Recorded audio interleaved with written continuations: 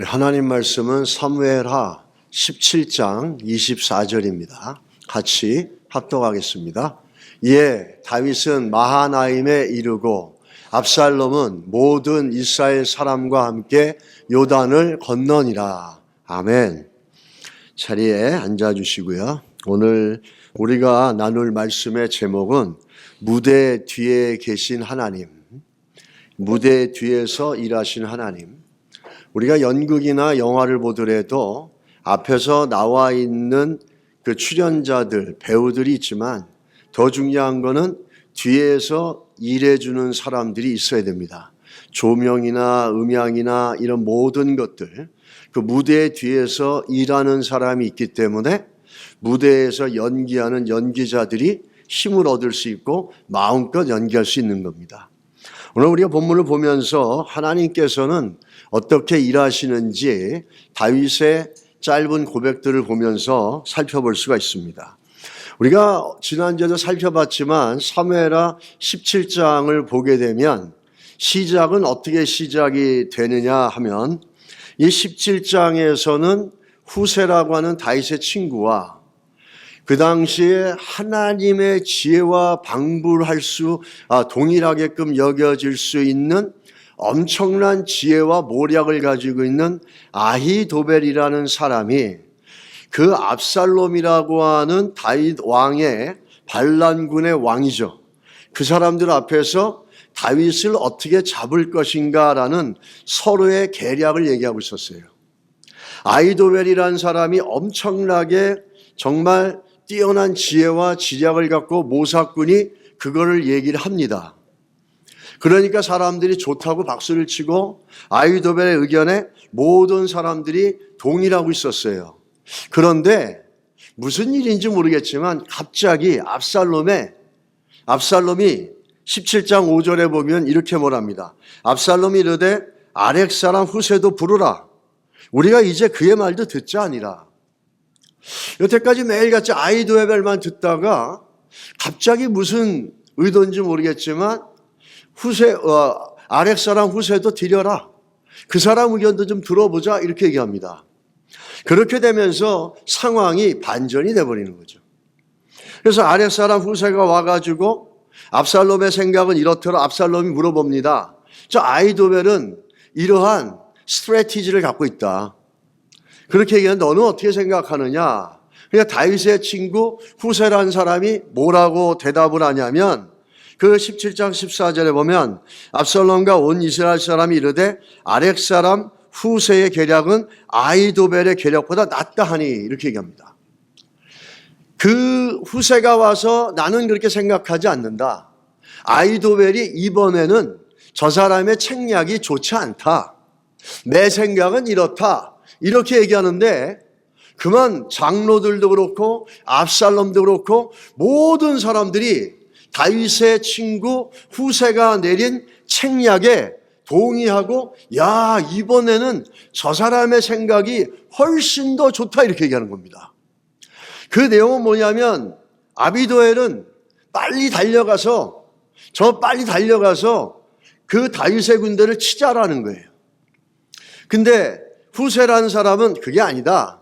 이 사람들은 아주 유능한 전사들이기 때문에 성남 공가 같아서 지금 가면 이길 수 없다. 이렇게 되는데 아렉 사람 후세의 얘기를 듣게 됩니다. 그러면서 상황이 반전이 되는 거죠. 우리는 이걸 보면서 이 내용이 과연 뭘 얘기하고 있냐라는 거죠. 한마디로 얘기하면 하나님의 뜻과 인간의 지혜가 충돌하는 거예요. 인간의 뛰어난 지혜가 하나님 없는 지혜와 하나님을 신뢰하는데 부족한 지혜가 여기서 충돌하고 있어요. 그래서 하나님의 뜻과 인간의 지혜가 충돌하는데 결국은 어느 쪽이 선택되어집니까? 바로 하나님의 뜻에 합한 그 지혜가 책략이 결정이 되어진다는 거예요. 이게 어떻게 해서 이렇게 됐을까라는 거죠. 어떻게 해서 압살롬과 장로들과 모든 사람들이 그렇게 철저하게 믿어왔던 아히도벨이라는 사람의 책략을 무시하고 후세를 갖다가 결정할 수 있었을까? 왜 그랬을까요? 그 후세라는 사람은 다윗의 스파이였잖아요. 다윗이 스파이를 잘 썼기 때문에 그랬을까요? 아닙니다. 이 배후에서는 하나님이 일하고 계시는 거예요. 이들이 이렇게 논쟁하고 있을 때 이 뒤에서 일하신 분이 뭐냐? 하나님이세요. 14절에 이렇게 얘기합니다. 이는 여호와께서 압살롬에게 화를 내리려 하사 아히도벨의 좋은 계략을 물리치라고 명령하셨습니다. 뭐라고요? 명령하셨다라는 거예요. 하나님이 명령하시니까 모든 사람들의 생각이 아히도벨을 버리고 후세에게 붙어버린 겁니다. 이 사람들이 사람의 지혜와 하나님의 뜻으로 서로 옥신각신하고 있지만 결론적으로 하나님이 원하신 대로 모든 것이 결정되어지고 다윗을 살리고 회복시키는 시작이 여기서부터 되는 거예요. 그 뒤에 누가 있었냐라는 거죠. 하나님이 배후에서 일하셨다는 거예요. 하나님께서 배후에서 일하시니까 인간적으로 좀 부족한 것 같지만 후세가 결정되어지고, 하나님 배후에서 일하니까 아무리 타고난 지략과 지혜가 있어도 종이 쪼가리가 돼버리고 만 겁니다. 하나님께서 뒤에서 일하신 거라는 거죠. 우리가 신앙이라는 건 뭐냐라고 얘기할 때 눈에 보이는 현실을 보는 게 아니라 눈에 보이는 현실이 있을 때 그 뒤에서 일하고 계시는 하나님을 볼 수 있을 때 우리가 여기 믿음의 눈이라 이렇게 얘기합니다.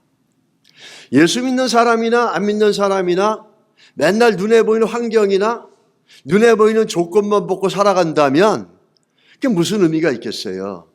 우리 예수 믿는 사람도 똑같은 환경과 조건에 있지만 그 환경 뒤에서 일하시고 그 무대 뒤에서 일하시고 behind the scene 그 우리가 보고 있는 상황 뒤에서 일하고 계시는 그 하나님을 볼 수 있고 믿을 수 있는 게 믿음의 눈이라는 거죠.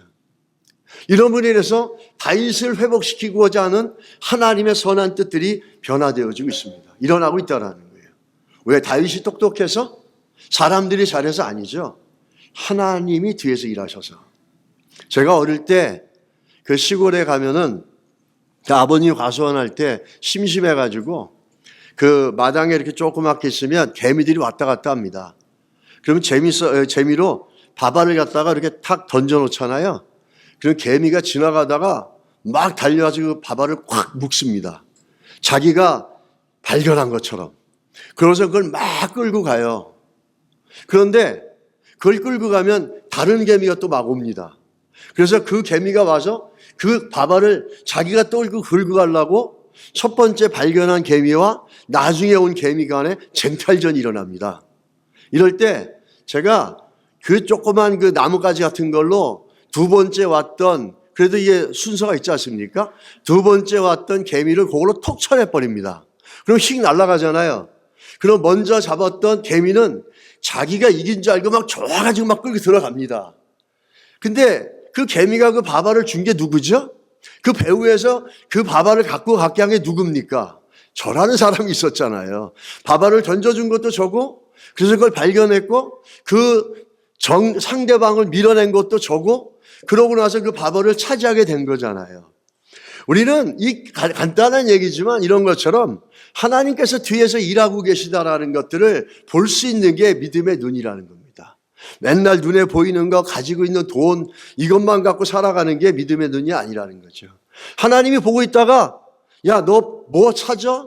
제가 개미에게 밥을 던져두시, 너 이거 찾는구나. 그래, 휙 던져줘 찾습니다. 근데 우리는 답답해가지고 내가 잘해서 찾은 줄 알아요. 하나님이 주셨기 때문이거든요. 근데 그거를 막 끌고 가다 보는데 경쟁자들이 생겼어요. 그런데 어느 날 보니까 경쟁자들이 다 졌어. 야, 내가 똑똑해서, 내가 능력이 있어서. 그렇지 않죠. 그 배후에서 그 모든 것을 있게 하신 게 누구죠? 하나님이시라는 거예요. 우리는 이 배후에서 보이지 않지만 역사하시고 일하시는 그 하나님을 볼 수 있는 게 믿음의 눈이라는 겁니다. 또 한 가지 중요한 건 뭐냐면 이렇게 배후에서 일하셔서 아히도벨의 책략이 무너졌지 않습니까? 이렇게 하나님이 배후에서 일하시는데 이 하나님이 배후에서 일하시는데 그냥 일하시는 게 아니라 우리의 기도를 통해서 일하십니다. 다윗이 어떻게 기도했습니까? 15장 31절에 이러잖아요. 아히도벨이 있다니. 이게 무슨 말이죠? 아히도벨이 자기를 배신하고 압살롬에게 갔다라는 거예요. 압살롬에 갔다라는 그 배신의 소식을 들은 거예요. 아히도벨은 누구라 그랬습니까? 자기 아내가 되는 우리의 아내 밧세바죠. 물론 간음을 했지만 밧세바의 할아버지예요. 그 할아버지인데 그동안 다윗을 도와줬는데 엄청난 지략과 모사꾼이었어요. 장자방이었어요. 그런데 그 사람이 다윗을 배신하고 그 압살롬에게 갔다는 거죠. 이게 비추레이어예요. 그 소리를 들으니까 다윗이 얼마나 마음이 아프겠어요. 다윗이 기도합니다. 다윗이 이르되 여호와여 원하오건대 아히도벨의 모략을 어리석게 하옵소서. 다윗의 이 기도가 하나님의 뒤에서 배후에서 역사하시는 시작이 됐다는 거예요. 우리가 하나님이 하신다 그래서 가만히 있는 게 아니라는 거죠. 하나님이 배후에서 일하신다 그래서 가만히 있는 게 아니라 하나님의 배후에서 일하시는데 무엇을 통해서 일하십니까? 여러분과 저의 기도를 통해서. 우리의 기도를 통해서 하나님은 보이지 않지만 사람들의 그 모든 계획과 계획들을 다 뒤집어 버려요. 그 다윗의 그 기도를 통해서 아히도벨의 계략이 잘 나가다가 압살롬이 무슨 생각인지 생전 안 하던 짓을 하면서 후세를 드려라. 그 사람 얘기도 들어보자 그런 거잖아요. 그러고서 사람들의 모든 생각이 어떻게 됐어요? 후세에게 갔잖아요. 누가 하신 겁니까? 하나님이 명령하셔서. 뒤에서 그렇게 일하신 거예요. 근데 하나님 그렇게 뒤에서 일하시기 전에 뭐가 있었죠? 기도가 있었다라는 거예요. 다윗의 기도가 있었다라는 거예요. 여러분, 하나님 우리 뒤에서 일하시기를 원하시는 걸 믿으십니까?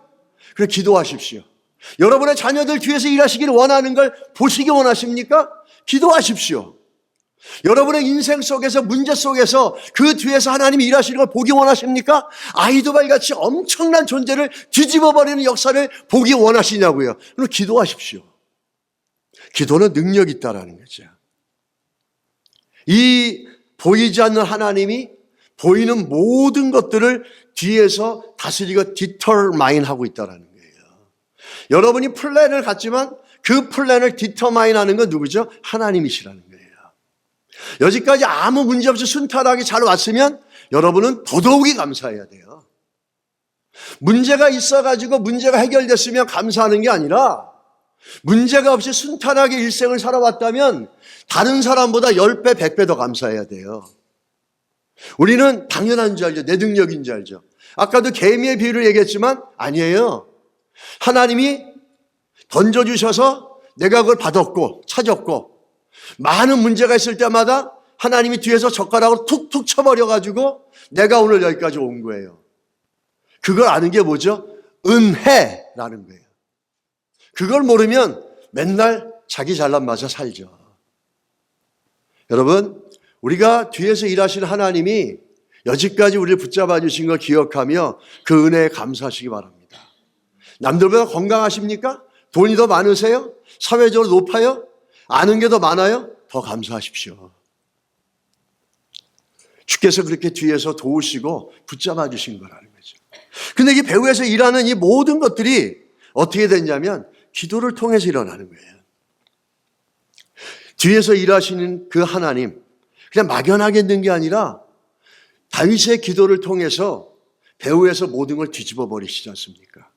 보이지 않는 하나님이 보이는 모든 것들을 컨트롤하고 디터마인 한다는 거예요. 이게 우리가 꼭 알아야 된다는 거죠. 여러분, 나무에 감나무가 있어요. 나무에 감이 있는데 감이 잘 익었어요. 감이 잘 익게 된 건 누가 하신 거예요? 하나님이 하신 거죠. 그러니까 잘 익었으니까 입만 벌리고 가만히 있으면 됩니까? 아니죠. 우리가 손을 들어서 따기도 하고 때로는 흔들어서 떨어뜨려야 될 거 아니에요. 바로 하나님 배후에서 일하신다는 약속의 말씀이 있습니다. 그러나 다윗의 기도를 통해서 이루어졌어요. 저는 기도하지 않고 살아가는 사람들 보면은 한편으로는 이런 생각이 들어요. 야, 참 믿음이 좋은 건지 아니면 배짱이 좋으신 건지 걱정이 돼요, 제가. 여러분, 기도하셔서 주께서 일하시는 것들을 보시기 바랍니다. 예전에 영화가 하나 나왔는데 그 영화가 뭐냐면 덩게르크라는 영화예요. 덩게르크 탈출 뭐 이런 영화거든요. 덩커커라고도 하고 이게 이제 탈출하는 건데 1940년에 2차 대전 당시 어떤 일이 있었냐면 영국군 33만 5천 명, 엄청난 숫자죠. 이 숫자의 영국군이 독일군에게 쫓겨서 프랑스 조그만 어촌 덩커커의 포위가 되어집니다. 영화가 나오죠. 영화에서는 안 나오는 게 있어요.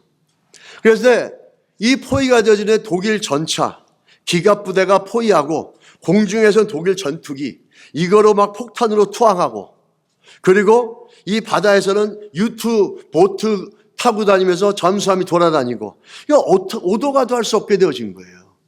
영국군 35만 5천 명이면 대군입니다. 이것이 한 곳에서 몰살하든지 아니면 포로에서 잡혀버리면 영국뿐만 아니라 전 유럽의 운명이 바뀌는 거예요. 역사가 새로 쓰여지는 거예요. 역사는 나치의 역사가 되는 겁니다. 그러면은 그런 아주 위기에 있었던 거예요. 그런데 그때 영국 수상 처칠이 온 교회와 모든 목회자와 모든 성도들, 심지어 믿지 않는 사람들에게도 33만 5천 명을 위해서 기도해달라고 부탁을 합니다. 마치 6.25 때 이승만 대통령이 부산에 있는 모든 교육자들, 목회자들에게 모여서 일주일을 금식하면서 유엔군이 올 수 있게끔 기도해달라고 그런 것처럼, 우리 한국의 역사는 보이지 않는 이 기도의 흔적들과 우리 선조들의 눈물의 기도가 무릎꿇음이 얼마나 많은지 몰라요. 그것을 모르고 지금 한국의 사람들은 오만방자하잖아요. 역사를 만드시는 건 하나님이세요. 이렇게 처칠은 얘기하고 모든 사람에게 기도를 부탁하고, 자기도 웨스트민스터 성전에 가가지고 성가대서 좌석에 앉아가지고 하루 종일 하나님께 부르짖고 기도합니다. 인간이 이 막다른 골목에 처했을 때, 우리의 힘과 능으로 안 됐을 때 한 가지 방법밖에 없어요. 하늘밖에 없어요. 하나님께 부르짖는 것밖에 없어요. 그 부르짖을 때 크고 은밀한 비밀을 주신다고 성경이 말씀하셨잖아요. 할렐루야. 믿으십니까? 너희는 내게 부르짖으라. 그러면 내가 크고 은밀한 일을 주신다고 그랬어요. 정말 그런 역사가 일어났습니다. 그렇게 기도하고 있는데 갑자기 날씨가 바뀌기 시작하는 거예요. 악전후가 시작되는 거예요. 거대한 파도가 일어나고 소낙비가 쏟아지고 땅은 막 진흙탕이 돼버리니까 독일의 그 대단한 전차들이 진흙탕 속에 빠져서 바퀴가 돌아가질 않는 거예요. 한 대도 제대로 굴러가질 못하는 거예요. 비행기도 비가 오고 막 그러니까 뜨질 못하고, 독일의 기갑보다도 흑창에 주저앉고, 바다에 물결이 파도가 너무 세지니까 잠수함들도 활동을 못하고 이렇게 되어진 거예요. 근데 놀라운 건 뭐냐면, 이런 악천후가 시작되어지는데 오직 어디에만, 이 덩커크 이 지역만 날씨가 좋은 거예요. 그래가지고 모든 배를 동원합니다. 모든 상선, 심지어 낚시 잡는 보트까지 동원해가지고 33만 5천 명의 브리티시 솔저들을 다 이동시켜 놓는 거예요.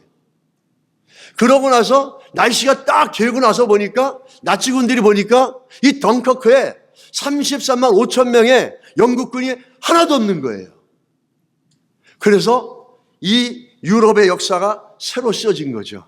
그래서 몽고메리라는 장군을 통해 가지고 그 군대들이 이집트로 진격해서, 또 이집트에서 유럽 대륙을 향해서 진격해서 끝내는 독일을 물리칠 수가 있었습니다. 역사가 바뀐 거죠. 안 그랬으면 우리가 알고 있는 유럽의 역사, 세계의 역사는 나치의 역사가 될 수 있었다는 거예요. 하나님은 역사를 바꿔가시는데 뭘로 바꿔가십니까? 기도를 통해서. 하나님 우리 가정을 바꿔가는데 뭘로 바꿔가십니까? 기도를 통해서. 하나님은 교회를 바꿔가는데 뭘로 바꿔가십니까? 기도하는 성도들을 통해서. 기도는 능력이 있습니다. 기도는 능력이 있어요. 가장 능력 있는 기도가 뭐죠? 중보기도예요. 내 이기적인 걸 내려놓고 하나님 나라를 위해 기도하고, 교회를 위해 기도하고, 선교지를 위해 기도하고, 다른 교회들을 위해서 기도해주고, 이 성도들을 위해 기도해주고, 이 중보기도, 이게 그의 나라와 그 일을 구하라는 것과 같은 겁니다. 여러분, 기도로 하나님의 놀라운 은혜들을 보이지 않지만 보이는 모든 것들을 결정하시는 하나님의 역사를 우리가 알아갈 수 있기를 주의 이름으로 축복합니다. 그래서 우리 가정의 역사가 바뀌고, 교회의 역사가 바뀌고, 개인의 역사가 바뀌는 일들이 일어나게 될 줄 믿습니다. 또 사람도 마찬가지입니다. 우리 인간관계 살면서 너무 중요하죠. 어떤 사람하고 어떤 관계를 하고 어떤 사람이 나를 인정해주고 어떤 사람이 내 생각을 알아주고 이런 관계에 우리가 굉장히 민감해요. 우리가 살아가다 보면은 그런 인간관계들 무시할 수 없겠죠. 그러나 한 가지 기억하십시오. 모든 사람들은 하나님의 손 안에 있어요. 만나야 될 필요가 있는 사람이면 하나님 만나게 해주세요. 모든 사람 관계도 하나님의 손 안에 있다라는 거예요. 오늘 이 17장에 보시게 되면은 후세가 지금 이제 압살롬과 아히도벨의 계략을 알았잖아요. 그러니까 이걸 알아가지고 누구에게 얘기하냐면 제사장 사독과 아비아달에게 얘기합니다. 당신들 빨리 가서 다윗 왕에게 얘기하십시오. 압살롬과 아히도벨이 이런 생각을 갖고 있습니다. 지금 공격할지 모릅니다. 빨리 얘기하십시오. 근데 이 제사장 사독과 아비아달은 되게 충성스러운 사람들이었어요. 근데 갈 수가 없어요. 왜? 사방에 압살롬의 스파이들이 깔려있기 때문에. 그래서 어떻게 하냐면 이름 모르는 한 여종이 나타납니다. 한 여종이 나와서 이 메시지를 갖다가 전달을 해요.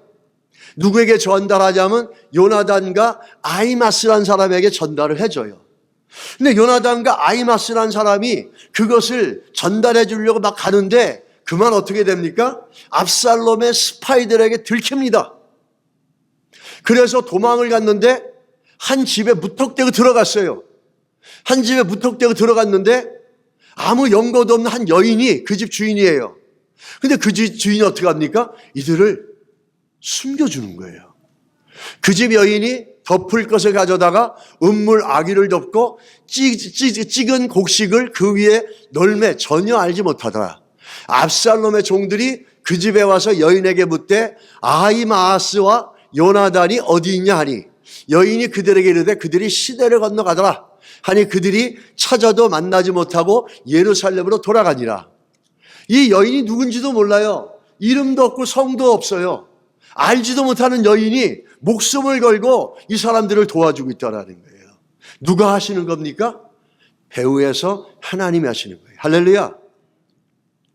이 사람들이 뭐하러 그러겠어요? 이 여인이 뭐가 그래서 잘못하면 진짜 죽는데 마치 기생 라합과 같아요.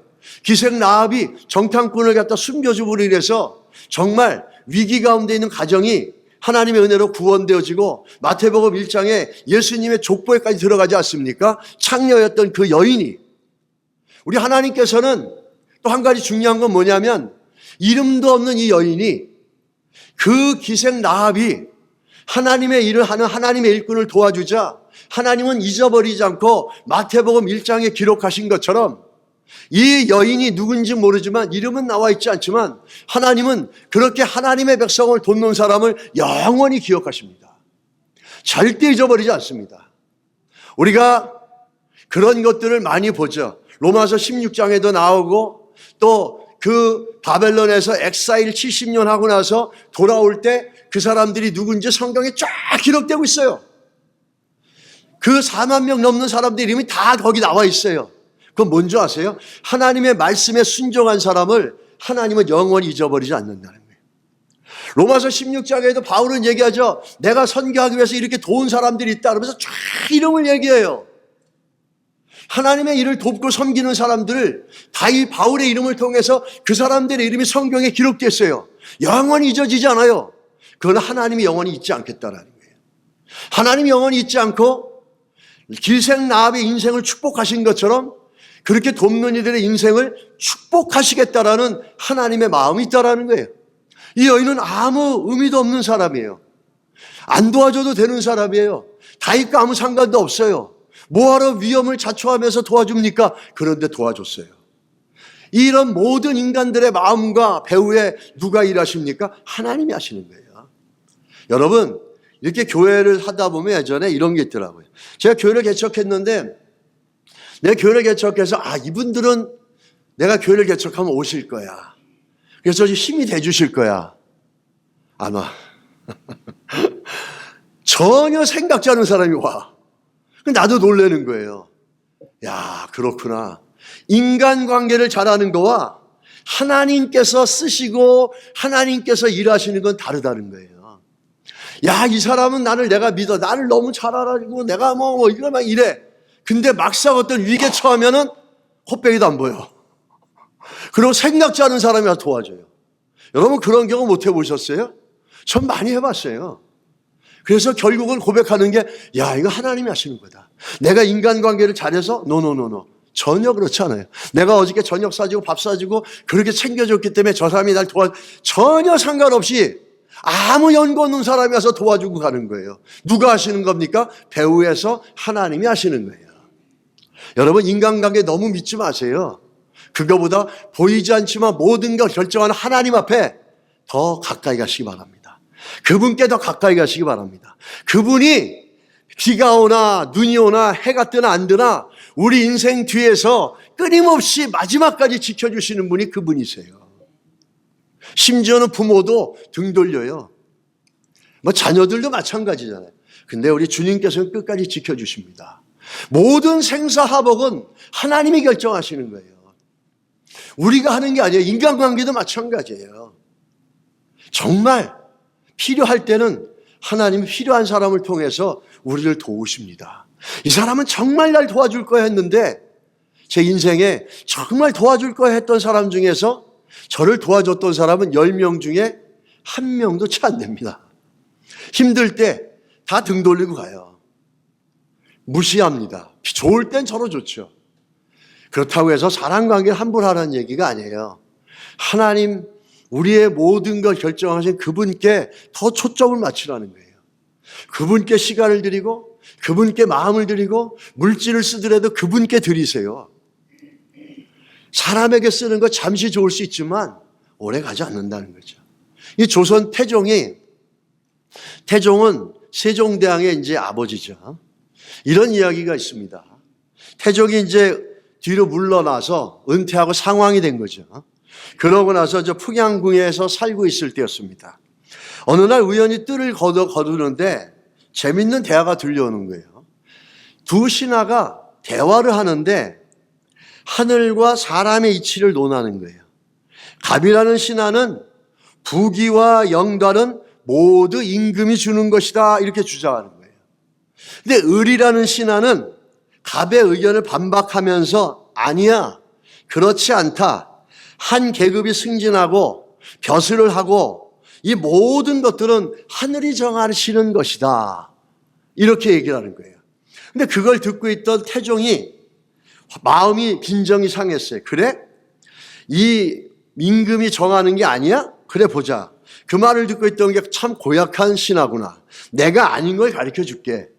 모든 계급이 높아지고 벼슬이 결정되어지고 행복하게 되는 건 왕이 결정하는 거야. 어떻게 하늘이 결정하는 거야. 내가 이것을 보여줄게. 그러면서 서찰을 하나 적었어요.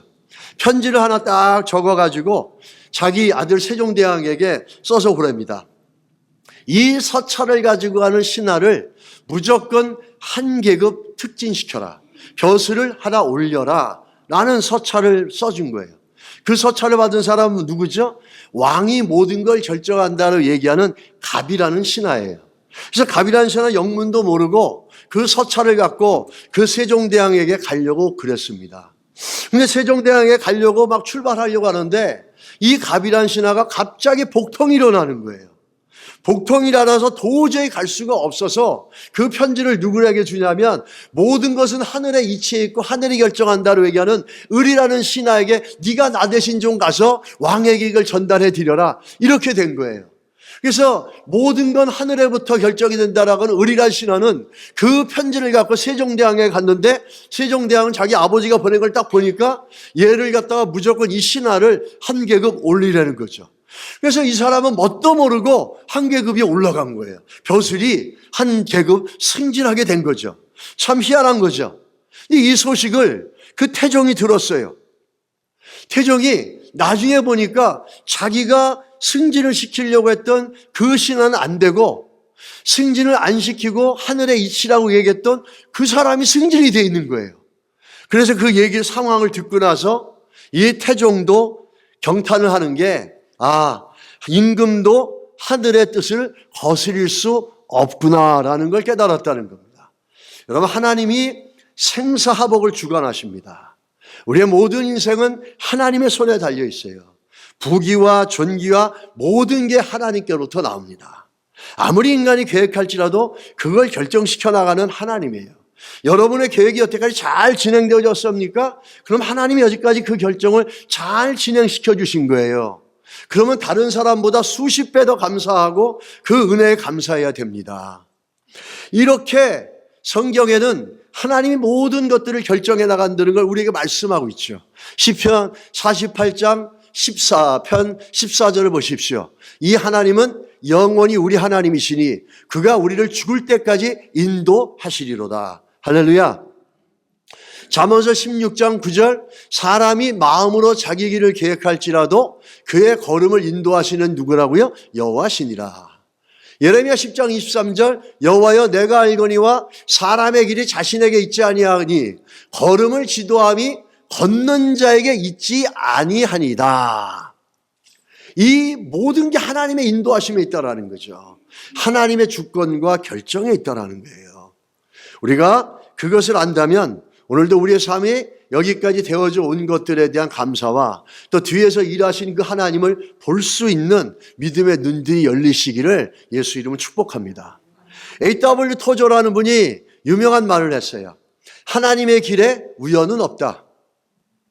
최고의 길을 허락하신다. 할렐루야.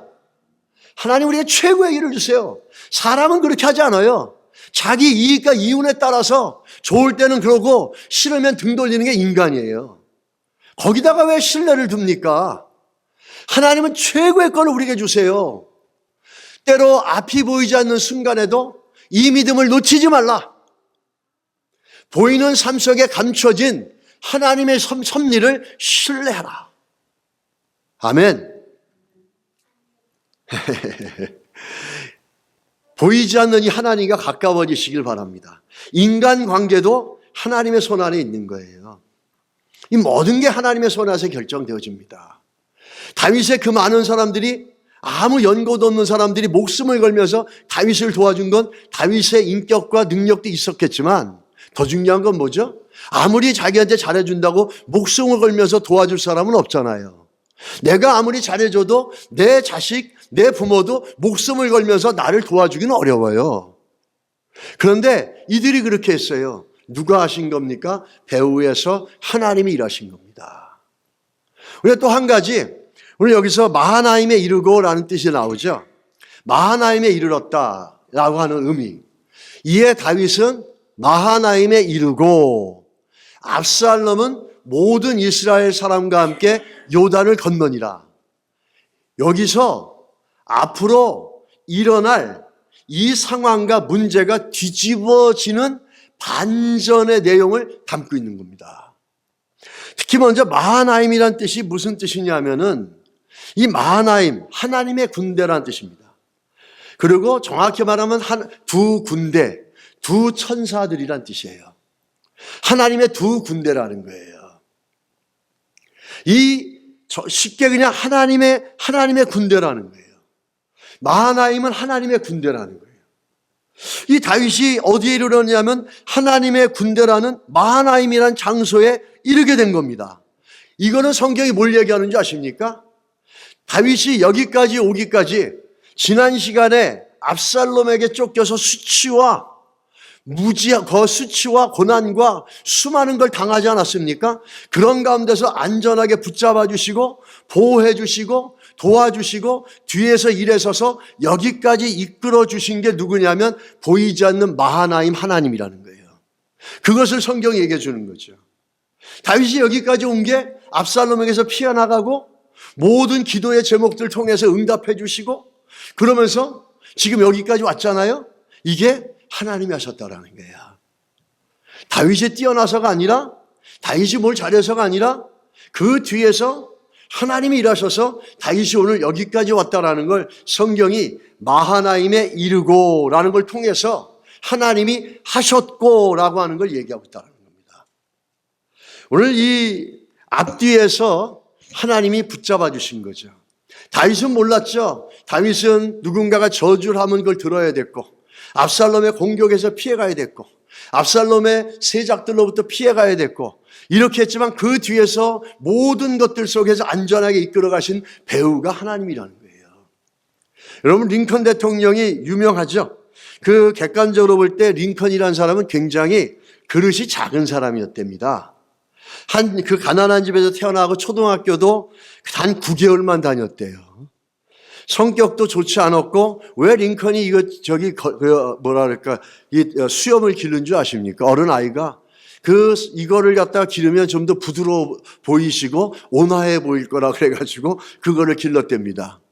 성격도 별로 안 좋았고, 지방선거도 번번이 낙심했고, 그런데 그 미국 대통령이 되고 남북전쟁을 승리를 이끌어서 노예 해방을 이뤄냈습니다.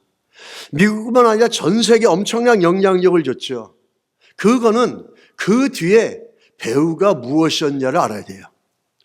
링컨 대통령은 모든 것을 가능하게, 자기가 이렇게 할 수 있게 되어진 모든 것들에 그 배후에는 누가 있었냐면 하나님의 말씀과 어머니의 눈물의 기도가 있었다는 거예요. 그래서 링컨이 훗날에 이렇게 고백합니다. 나를 나되게 한 것은 하나님 앞에 눈물로 기도한 어머니의 기도와 어머니의 낡은 성경책 한 권이었다라고 얘기하는 거죠. 여러분의 자녀들의 배후에 우리의 기도가 있기를 간절히 바랍니다. 또 여러분의 삶 배후에 하나님이 있으실 거라는 걸 믿고 기도해 나가는 우리가 될 줄 믿습니다. 여러분의 자녀들의 배후에 가장 중요한 건 뭐냐면 돈이 아니에요. 그 다른 게 아니라 여러분의 무릎 꿇고 눈물로 기도해 주는 거예요, 자녀들을. 그리고 그들에게 말씀을 알게 하고 말씀으로 이끌어 오는 거예요. 이럴 때 그들이 언젠가 링컨처럼 내가 나된 것은 내 아버지 어머니의 눈물의 기도고 내 아버지 어머니가 나를 하나님의 말씀으로 이끌어 주신 것이다 라고 하는 고백을 우리 자녀들이 할 수 있게 되기를 주의로 축복합니다. 이 압살롬이 오늘 본문에 보니까 요단강을 건넜다라고 그러지 않습니까? 이 요단강을 건넜다는 의미가 뭘까요? 이 압살롬이 요단강을 건넜다라고 하는 건 이거 보면 생각나는 게 있죠. 유명한 말이 있잖아요. 그 로마 역사에 줄리어스 가이사르가 루비콘 강까지 와가지고 원래 전쟁 갔다 온 사람들은 로마로 들어가려면 루비콘 강에서 모든 무장을 해제해야 돼요. 그런데 해장을 안 하고 무장한 채 루비콘 강을 건너갑니다. 그러면서 돌아올 수 없는 강을 건넜다 이렇게 얘기하잖아요. 그는 이제 운명이 끝났다라는 거죠. 오늘 이 요단강을 건넜다라는 거는 돌아올 수 없는 강을 건넜다라는 거예요. 그 아비멜의 계략을 듣지 않고 후세의 계략을 듣고 속아가지고 지금 요단을 건너간 거예요. 18장에는 뭐가 나오죠? 그 이후로 이 압살롬은 연패합니다. 그리고 끝내는 패배하고 죽습니다. 요단을 건너가게 한 게 누가 하신 겁니까? 하나님이 그렇게 하신 거죠.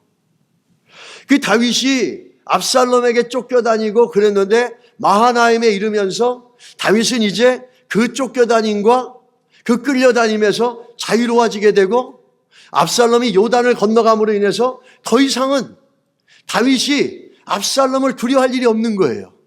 압살롬은 이제 끝났다는 거예요. 누가 압살롬을 그렇게 몰아가셨습니까? 누가 압살롬을 요단강을 건너서 패배의 자리까지로 몰고 가셨습니까? 뒤에서 일하시는 하나님이었다는 거예요. 그것을 오늘 24절에서 간단하고 명확하게 얘기해 준다는 거죠. 여러분, 우리는 문제가 있으면 문제를 봅니다.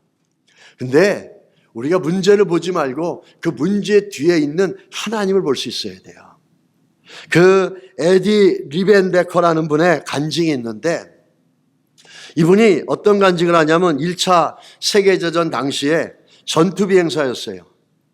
미국의 에디 리벤버크가 전후에서 항공 산업을 개척을 했는데 이스턴 항구의 CEO로 활동하다가 1942년에 동료들과 태평양을 횡단하다가 비행기가 추락해서 구명보트에 의지하면서 표를 하게 됩니다.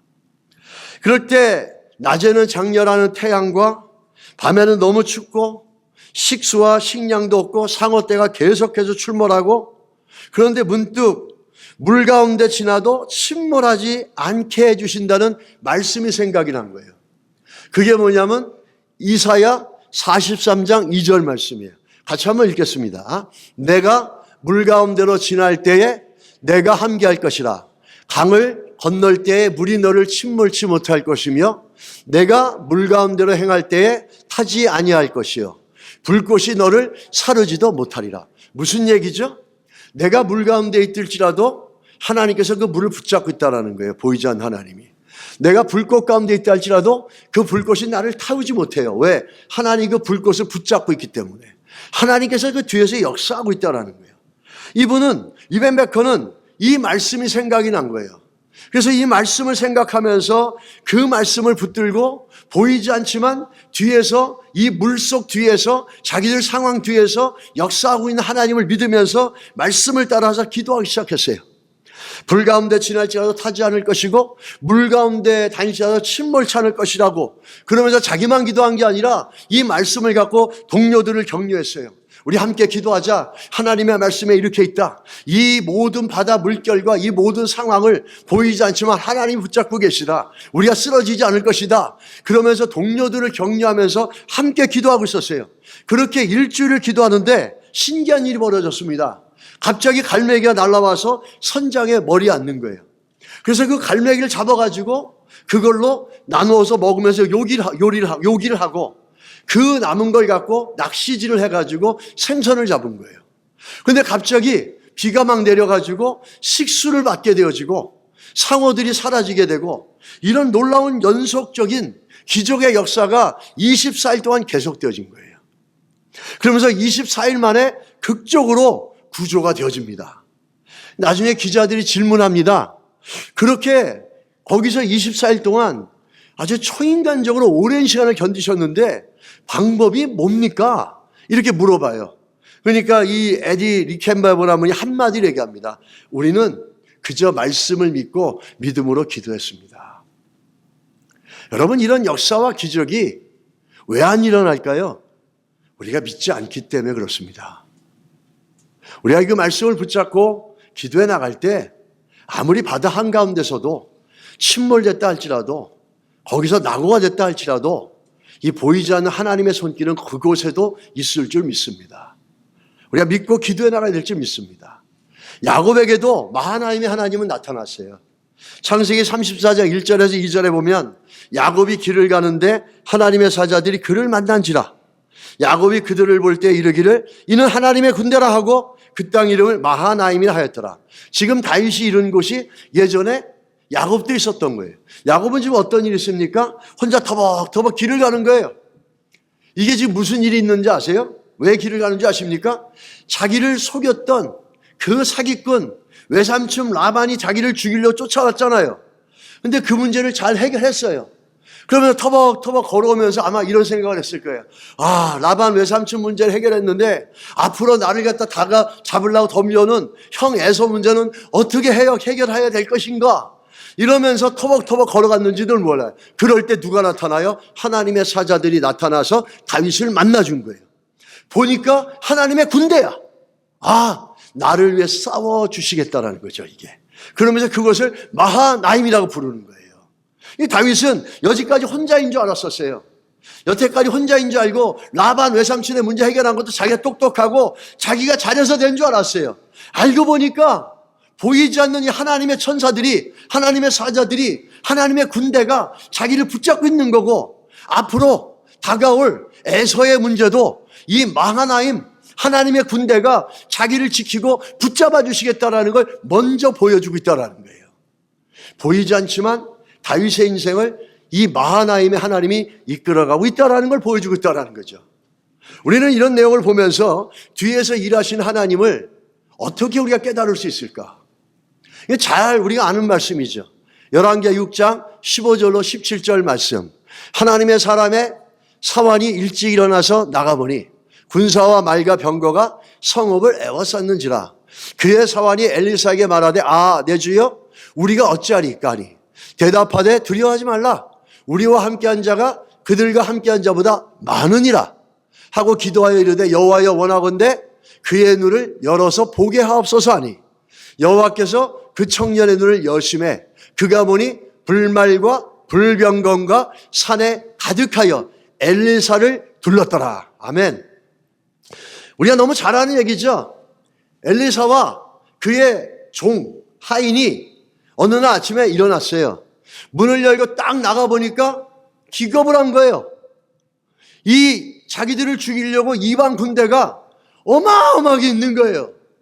놀래가지고 아주 테러파이드 돼가지고 엘리사에게 와가지고 선생님 어떻게 해야 됩니까? 지금 바깥에 보세요. 우리를 죽이려는 군대가 저렇게 많아요. 그러니까 엘리사가 뭐라 그럽니까? 아니야, 네가 모르는 게 있구나. 네가 지금 못 보는 게 있어. 그러면서 엘리사와 이 사환의 종과의 차이가 뭐죠?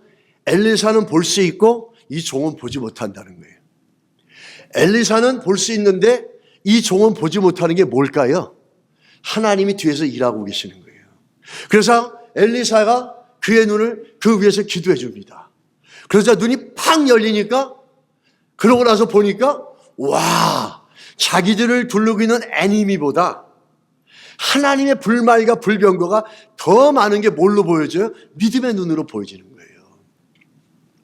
엘리사가 능력 있는 건 왜 능력 있죠? 그는 믿음의 눈으로 하나님이 보이지 않지만 역사하고 일하고 있다는 걸 보고 있다는 거죠.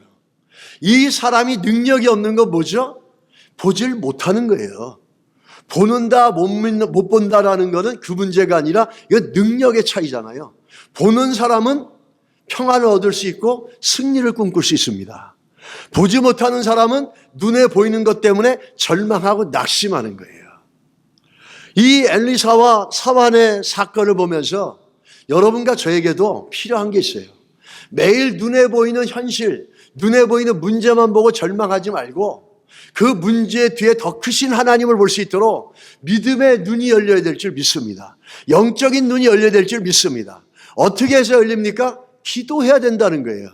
17절에 이렇게 얘기하죠. 엘리사가 기도하여 이르되 여호와여 원하건대 그의 눈을 열어보게 하옵소서. Lord, I prayed.